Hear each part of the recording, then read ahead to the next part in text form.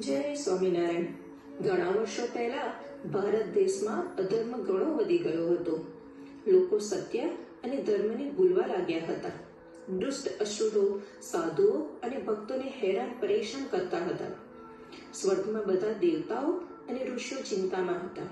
તે સૌ બદ્રિકાશ્રમમાં ભેગા થઈ પુરુષોત્તમ નારાયણ પાસે મદદ માંગવા ગયા. એવા સમયમાં મહાતપસ્વી દુર્વાસા ઋષિ કૈલાસથી પધાર્યા. પણ બધા દેવતાઓ અને ઋષિઓ ભગવાન સાથેની વાતમાં એટલા મગ્ન હતા કે કોઈનું ધ્યાન દુર્વાસા ઋષિ ઉપર ગયું નહીં. દુર્વાસા ઋષિને ઘણો ક્રોધ આવ્યો. આવો નિહાળીએ આગળનું દ્રશ્ય. જય સ્વામિનારાયણ. હે પ્રભુ, પૃથ્વી પર અધર્મ ઘણો વધી ગયો છે. સાધુઓ અને ભક્તોને ઘણી પરેશાની થઈ રહી છે. કૃપા કરી અમારી રક્ષા કરો. હે દેવતાઓ, ચિંતા ના કરો.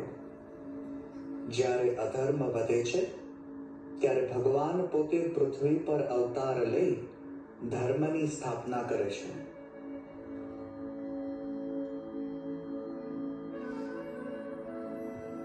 ઓમ નમો નારાયણ. ઓમ નમો નારાયણ. આ શું?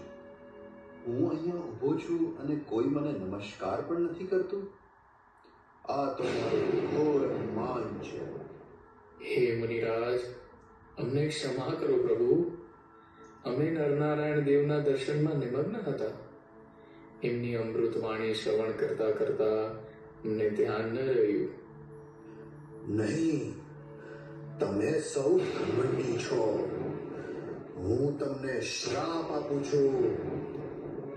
તમે બધા મૃત્યુલોક પર જન્મ લેશો અને ત્યાં અસુરોના ઉપદ્રવથી પીડિત થશો.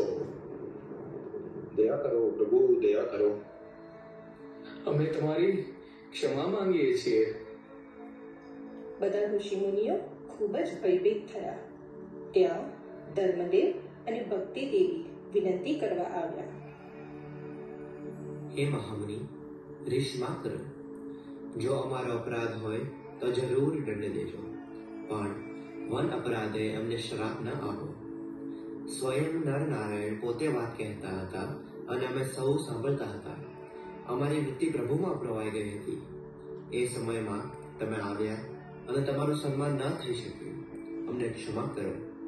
ઋષિ મહારાજ, તમે તો મહાતપસ્વી અને દયાળુ છો. અમારા પર દયા કરો. ધર્મદેવ અને ભક્તિ માતાની વિનમ્રતા જોઈ દુર્વાસા ઋષિનો ક્રોધ ધીરે ધીરે શાંત થવા લાગ્યો. મારો શ્રાપ હું પાછો લઈ શકતો નથી, પણ હું તેને આશીર્વાદમાં બદલી શકું છું. બોલો પ્રભુ. જ્યારે તમે પૃથ્વી પર જન્મ લેશો ત્યારે સર્વોપરી પુરુષોત્તમ નારાયણ પોતે પૃથ્વી પર અવતાર લેશે. તે તમારી રક્ષા કરશે.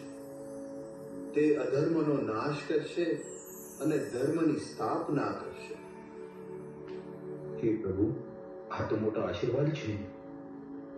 પછી પુરુષોત્તમ નારાયણે પણ સંકલ્પ કર્યો. ઋષિઓ, આ દુર્વાસાનો શ્રાપ એક નિમિત્ત માત્ર છે. હું સમય આવે ત્યારે પૃથ્વી પર જન્મ લઈ ધર્મની સ્થાપના કરીશ. સાધુઓ અને ભક્તોની રક્ષા કરીશ અને લાખો જીવોને મોક્ષનો માર્ગ બતાવીશ.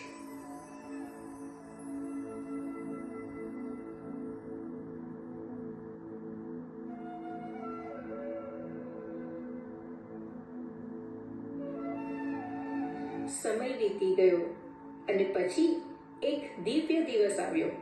ધર્મદેવ અને ભક્તિ દેવીના ઘરમાં એક દિવ્ય બાળકનો જન્મ થયો. આ બાળક તો દિવ્ય છે. આ બાળકનું નામ છે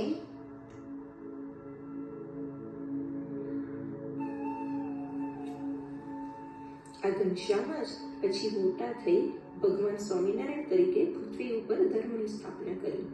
તેમણે લાખો જીવને સત્સંગ, ભક્તિ અને મોક્ષનો માર્ગ માળખું આવ્યો. જય સ્વામિનારાયણ.